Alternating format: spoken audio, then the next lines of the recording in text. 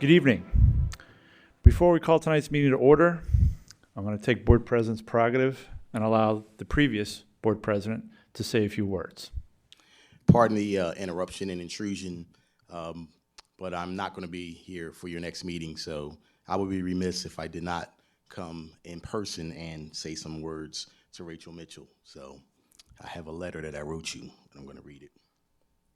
Dear Rachel, thank you for being who you are. Who you are helped me become who I am. You see, it was you in 2014 who took me to lunch and asked me to consider running for school board.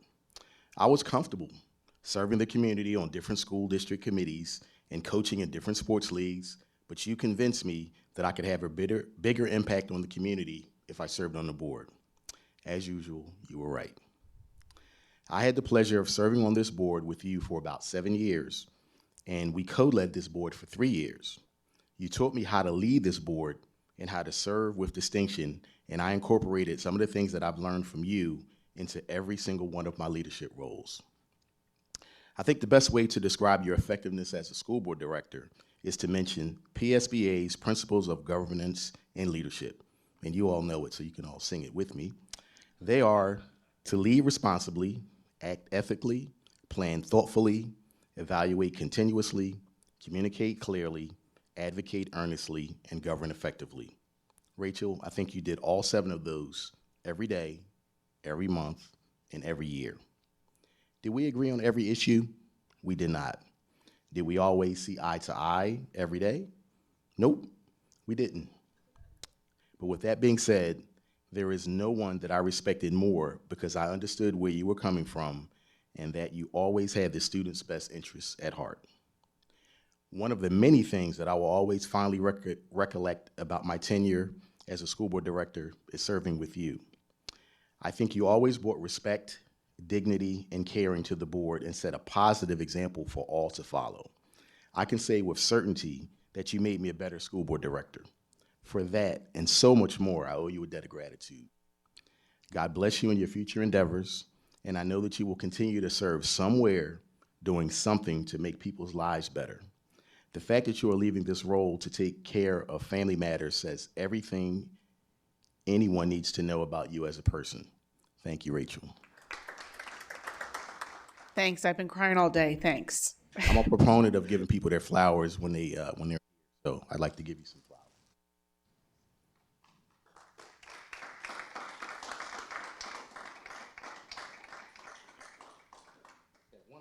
Thanks for this interruption. I know everyone wants to get home, but I will say that this serving in this role is a labor of love, and I've loved every second of it. And more to come next week. I wasn't really prepared to talk tonight. I've been sort of pretty emotional today. But for whoever fills my seat, this is a job for someone who has unfortunately unending time. All of you here serve this community.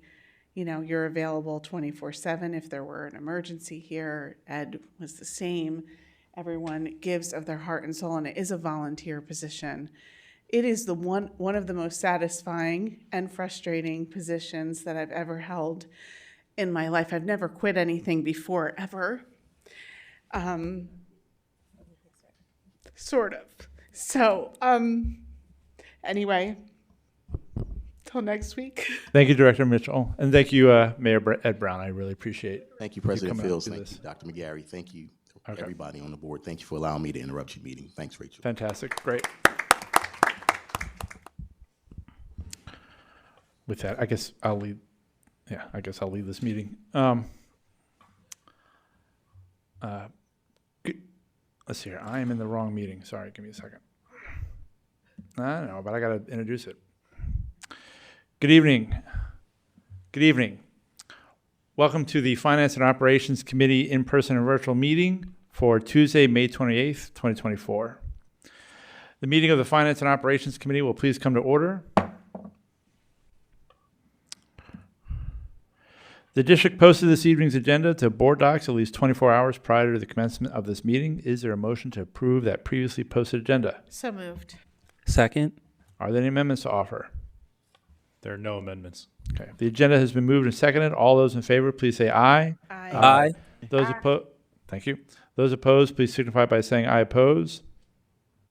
Those abstaining, please signify by saying I abstain. Motion carried.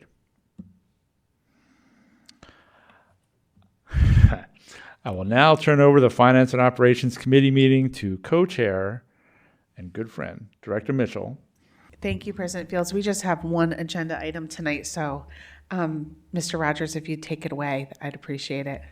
Sure thing. So as Ms. Mitchell mentioned, we have one agenda item tonight, the 24-25 budget update, which is informational. And we're just going to provide an update with where we stand now versus where we were when we presented last in April. So with that said, I'll jump right into the presentation. Again, it's the 2024-25 proposed final budget presentation. So here we'll review the Act 1 timeline, again, as it stands where we are tonight. So November 28th, just to recap, November 28th, 2023, we had a presentation at the committee meeting discussing the preliminary budget process versus an accelerated opt-out. We presented that night the base index of 5.3 or an adjusted index of 7.9. On December 5th, based on the November presentation, the board approved a resolution not to exceed 7.9% we went down the path of an accelerated opt-out, which meant the board will not exceed 7.9% tax increase for the 2024-2025 fiscal year. On April 30th, we had the proposed final budget committee meeting presentation.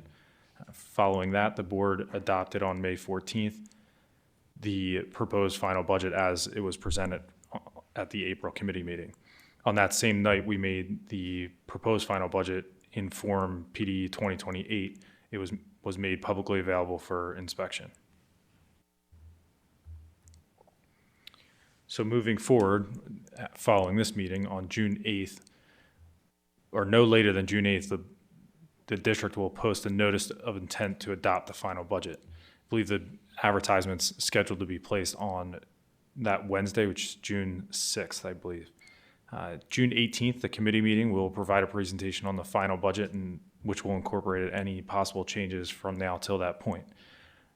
That same night following the meeting, we'll ask the board to vote on a resolution to adopt the final budget, and just note that the district has to adopt a budget no later than June 30th of 2024.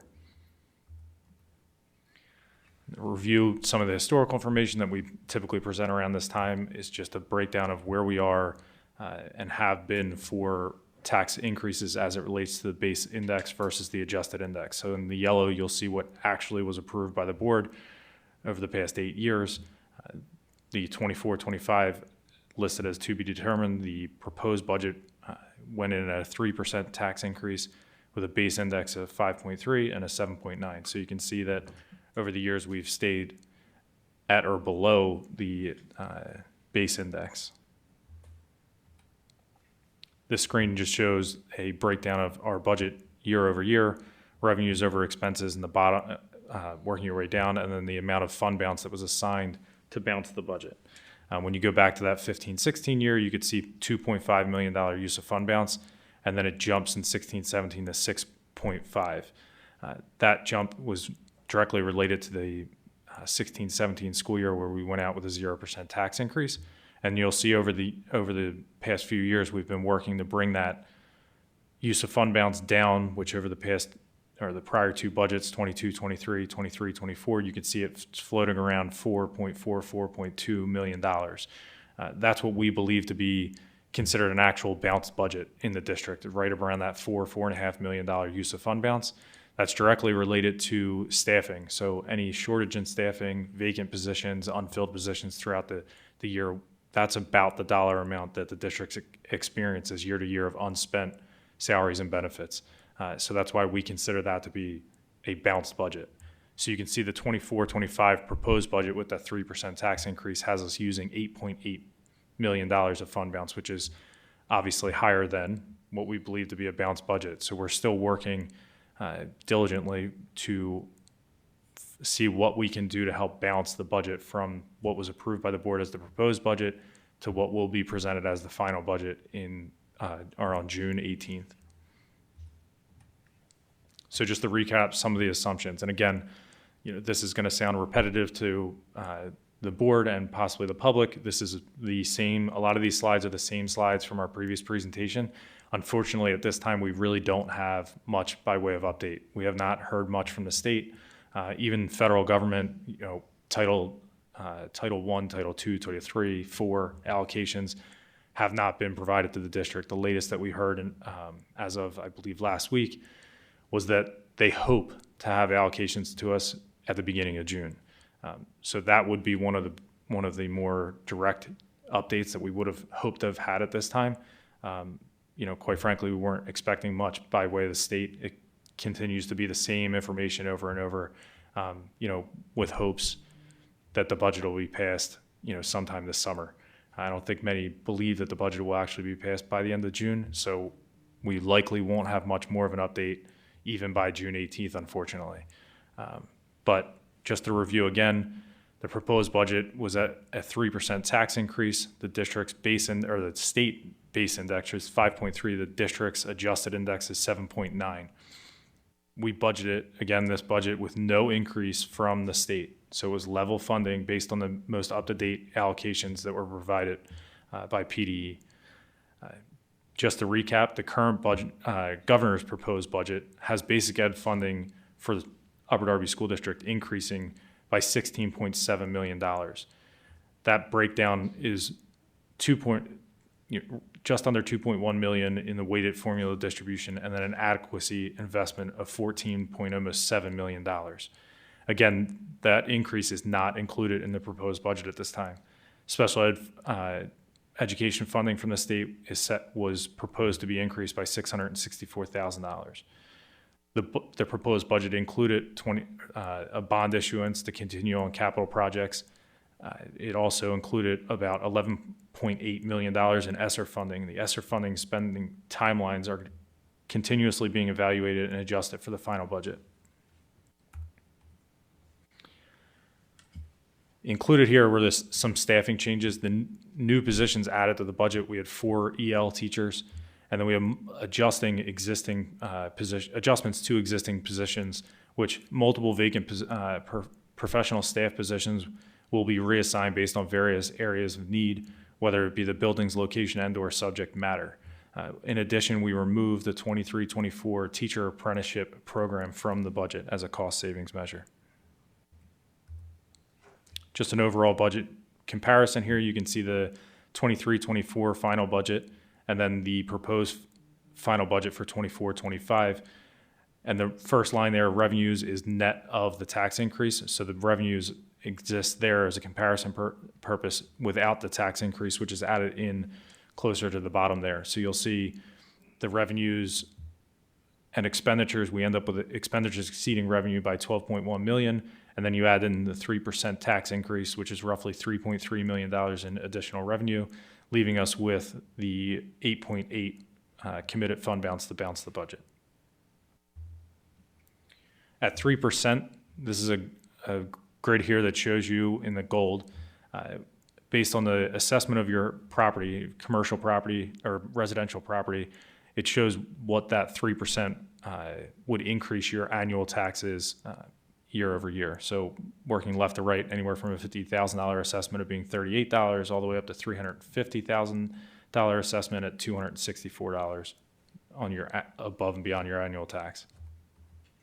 And again, just to revisit the upcoming dates of the Act 1 timeline, we have no later than June 8th, the district will issue a notice of intent to adopt the final budget.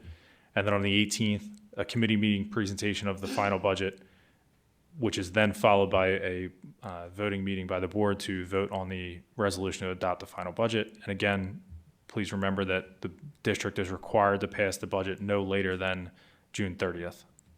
At this time, are there any questions from the board? Thank you. Thank you, Secretary Rogers. Tell me the fund balance, the $8 million from the fund balance. What's your level of discomfort there, and what is the plan to restore that? It took us, let's say, about 8 years to recover from 2016, right? It seems like It's actually taken since 2008, 2009 to get the fund balance back to somewhat of a healthy situation. The stimulus cuts of that time and the staff reductions, it's been quite a long time to get us to where we are. Okay. So at 8.8 million, that's not a sustainable budget year over year. So it's not something that we would ever want to come out with year over year. The plan and hope is that we can bring that 8 million down closer to that $4.5–5 million use of fund balance. And whether that's having some level of confidence that there may or may not be funding from the state, or adjusting other areas and reducing expenses in areas that we think could possibly be reduced. The hope is to come back in mid-June with a budget with a less use of fund balance by Okay. adjusting. So the hope is that some folks in Harrisburg, get their heads together and put us in a position where we don't have to go with 8, but maybe 4 or something like that. Yes, the hope is that there's some delivery of news before our June 30th budget adoption of some dollar amount increasing in the funding of public education. If not, to Craig's point, the savings account will go down, and there's no real way to recoup that loss of money. It's your savings. That $8 million could go towards, and that's what happened in 2008, 2009 when stimulus money went. The district had to use fund balance to cover costs. Anyone else have any comments or questions? I mean, the most important thing, as we all know, is to create the recurring revenue, and we need the recurring revenue from the state. It's a shame that we have to do this dance every single year. I'll be watching remotely to see what happens. But it's a broken system, and our only hope is to somehow get enough legislators up there that actually want to fix it. It's a shame that over 500 school districts and school district financial directors, or whatever their current position is called, have to do this dance in the month of June every year. So your advocacy efforts obviously are needed, but unfortunately, we have the best advocates in the state, as far as I'm concerned, 2 of which have spent time on this board. So don't give up. They still need to hear from us because, they get a lot of calls. I'll still remember, maybe Mr. Warsavage might remember this, back in the arts stage, we went to like every legislator, and there was one in particular that was a congressperson. And I just remember like the amount of people that came before us into their office, and their issues were real issues, but they paired in comparison to what we were experiencing with, underfunded mandates of special education on the federal level, state level, and everything. So don't give up. And hopefully one day you'll be sitting here at the end of May and you'll know what you're getting in your budget. We have no other agenda items, and there's really nothing to review, but are there any public comments on the budget? There are no public comments. Okay. With that, I'm going to turn the meeting back over to President Fields. Well, there's nothing to review. We just reviewed the agenda. So I'm going to turn it back over to President Fields. A motion is in order for adjournment of the meeting, of the Finance and Operations Committee meeting. So moved. Second. Okay. All those in favor, please say aye. Aye. Aye. You're welcome, Dr. Manfrey.